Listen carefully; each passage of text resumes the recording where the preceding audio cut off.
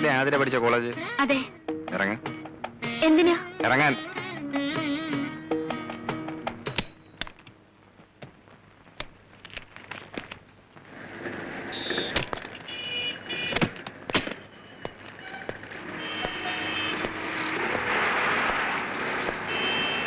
എന്റെ ആലോചന വന്നപ്പോ താല്പര്യക്കുറവ് കാണിക്കാൻ ഒരു കാരണം ഇതായിരുന്നല്ലോ.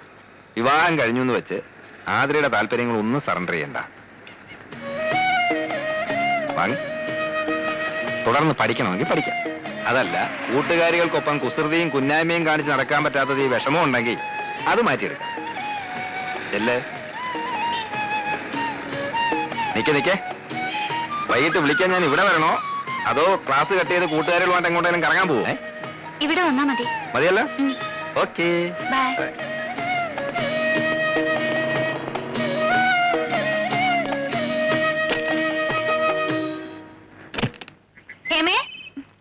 അയ്യോ, നമ്മൾ എന്തായി കാണുന്നേ?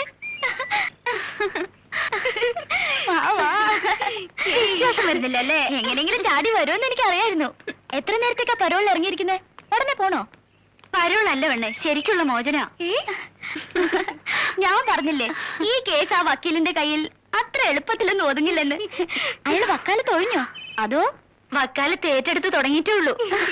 മനസ്സിലായില്ലടി, ഒന്ന് വിശദമായിട്ട് പറ. ഞാൻ കത്തിൽ എഴുതിയിരുന്ന പോലൊന്നും അല്ല. പിന്നെ ആ വില്ലൻ കട്ട് പുറത്തേ ഉള്ളൂ. മനസ്സ് വലിയ കുഴപ്പമില്ലാന്ന് തോന്നി. അപ്പൊ നീ കീഴടങ്ങിയോ? അയ്യോ ഇല്ല, കീഴടങ്ങിയാലോ ഒന്ന് ആലോചിക്കുക.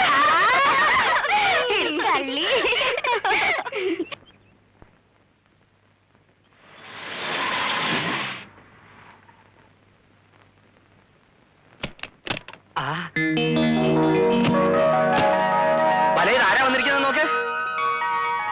കാർമേഘം ഒഴിഞ്ഞ് ആകാശം തെളിഞ്ഞു തോന്നല്ലോ. വരൂ വരൂ, അകത്തേക്ക് വരൂ. വാ. നമസ്കാരം. വരൂ, അകത്തോട്ടിരിക്കാം. ഇരിക്കേ. ഞങ്ങൾ ഇന്നലെ അങ്ങോട്ട് വരുന്ന കാര്യത്തിനെ കുറിച്ച് സംസാരിച്ചതേ ഉള്ളൂ. ആര് സംസാരിച്ചു? ചേട്ടൻ. ഓ, ഞാനങ്ങ് മറന്നുപോയി.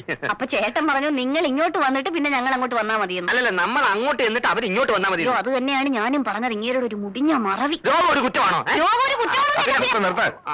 ഏതായാലും ഞങ്ങളുടെ കടം തീർന്നല്ലോ. ഇനി നിങ്ങൾക്ക് അങ്ങോട്ട് വരാമല്ലോ. പിന്നെന്താ, അങ്ങോട്ടോ ഇങ്ങോട്ടോ ഒന്ന് ഇറങ്ങാൻ പരിചയക്കാരുടെ വീടില്ലാതെ ശ്വാസം മുട്ടി ഇരിക്കുകയായിരുന്നു ഞാനും ചേട്ടനും. അല്ലേട്ടാ? വല ചെലക്കാണ്ടിരി, ഇവർക്കും എന്തെങ്കിലും പറയാനുണ്ടാവും. വലേ? അതെ, വസന്ത കോകില. നീളം കുറച്ച് വാല തുടങ്ങിയ പിന്നെ ചീഫ് മിനിസ്റ്റർ വണ്ടി പോലെ നിർത്താൻ പാടാ.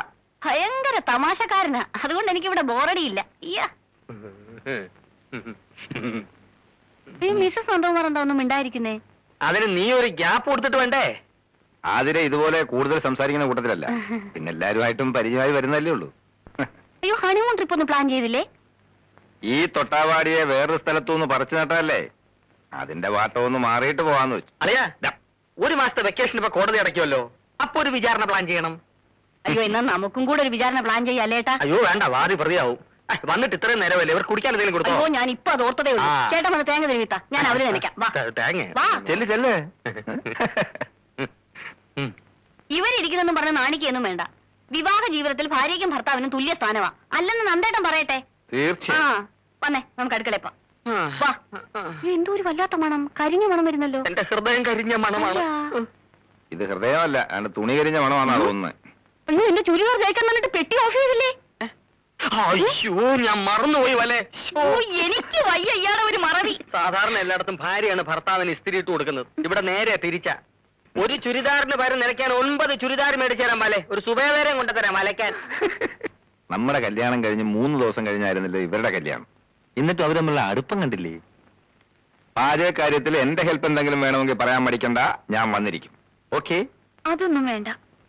ആണുങ്ങൾ അടുക്കള കയറുന്ന എനിക്കിഷ്ടമല്ല. ഞാൻ വെക്കുന്നത് കുറ്റം പറയാതെ കഴിച്ചാ മതി.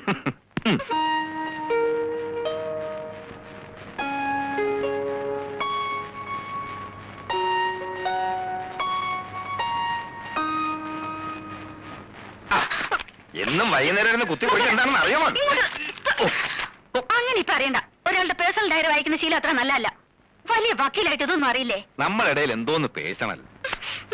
ഇരുമയാണെങ്കിലും നമ്മളൊറ്റ കരളല്ലേ, നീ എന്റെ ജീവനല്ലേ.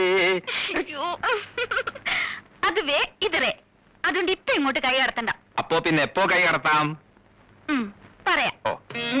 ഒരു മുതുമുത്തശ്ശനായി പല്ലയൊക്കെ കൊഴിഞ്ഞ് വടിയും പിടിച്ചു നടക്കുന്ന ഒരു വയസ്സനായി നന്ദേട്ടൻ ഏതെങ്കിലും മൂലയ്ക്ക് കുത്തിയിരിക്കുമ്പോ ഞാൻ അടുത്തു വരാം. അന്ന് നമുക്ക് ഒരുമിച്ചിരുന്ന് ഈ ഡയറി വായിക്കാം. മറക്കണമെന്ന് കരുതിയതും ഓർമ്മിക്കാൻ പാടില്ലാത്തതുമായ പലതും ഇതിലുണ്ടാവും. അന്ന് കിട്ടുന്ന ആ സുഖം ഇന്നിത് വായിച്ച പിന്നെ കിട്ടിയെന്ന് വരില്ല. അതുകൊണ്ട് അന്ന് വായിക്കുന്നതല്ലേ സുഖം. ഓ മതിയെങ്കിൽ മതി.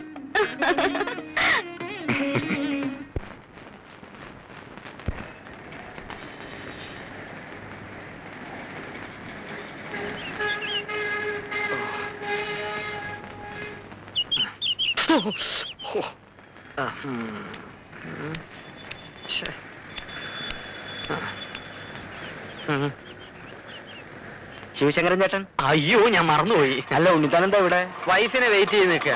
അവള് മുടിയുടെ തുമ്പൊന്ന് ലെവൽ ചെയ്യാൻ ബ്യൂട്ടി പാർലറിലോട്ട് കയറി. ഇപ്പൊ മുക്കിന് ഇതല്ലേ ഉള്ളൂ.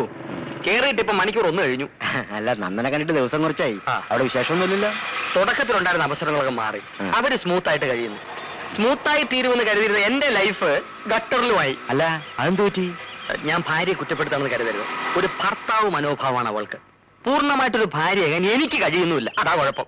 അല്ലോണ്ട് തന്നെ ജീവിതമാകുമ്പോ ചില വിട്ടുവീഴ്ചകളൊക്കെ വേണ്ടി വരും. വിട്ടുവീഴ്ചകളൊക്കെ വേണ്ടി വരും, ശരിയാണ്. ഒന്ന് കുനിഞ്ഞു കൊടുത്താൽ ചാടി തലേ കയറും. ആണത്തം കളഞ്ഞിട്ടുള്ള ഒരു വിട്ടുവീഴ്ചയ്ക്കും ഞാൻ തയ്യാറല്ല. നേമന തറവാട്ടിലേ ഞാൻ. അല്ല പിന്നെ അല്ല ദേ വരും നമ്മുടെ വസന്തകോവിലം. നമ്മുടെ വസന്തകോവിലേ? അല്ല നമ്മുടെ. അല്ല അതേന്ന് ആണോ?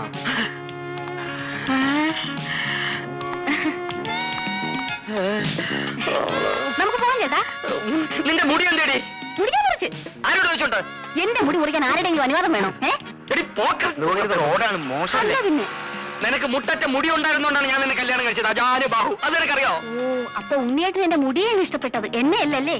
മുടിയും തടിയും ജോലിയും വീടും എല്ലാം ഉൾപ്പെടെ മൊത്തത്തിലാണ് നിന്നെ ഞാൻ ഇഷ്ടപ്പെട്ടത്. ഹോൾസെയിൽ. കല്യാണം കഴിഞ്ഞാൽ ഞാൻ മുടി മുറിച്ചേക്കാൻ എനിക്കൊരു നേർച്ച ഉണ്ടായി. പിന്നെ പെണ്ണുങ്ങൾക്ക് മുട്ടറ്റ മുടി വേണമെന്നൊരു സ്റ്റൈലിന് ആണുങ്ങൾക്ക് പറയാം. പക്ഷേ ഇത് നനച്ചുണക്കി ചുവന്നു നടക്കുന്നതിന്റെ കഷ്ടം ഞങ്ങൾ പെണ്ണുങ്ങൾക്ക് അറിയാവോ? അത് ശരിയാ. ഏത് ശരിയാ? എന്താ തന്റെ പേര്? നന്നായിട്ട് കാറ്റ് കയറും. എന്തൊരു സുഖം. അയ്യോ, അപ്പൊ ഞാനേ വരും. വരണ്ട. കഴുത്തി പൂടയില്ലാത്ത കോഴികളെ ഞാൻ എന്റെ സ്കൂട്ടറിന്റെ പിന്നെ കേറ്റാറില്ല. നീ മുടി പോയ സുഖത്തിൽ സുഖിച്ച് റോഡേ നടന്നു വന്നാൽ അവിടെ മുടിഞ്ഞും മുടി തെളിച്ചും ശവം.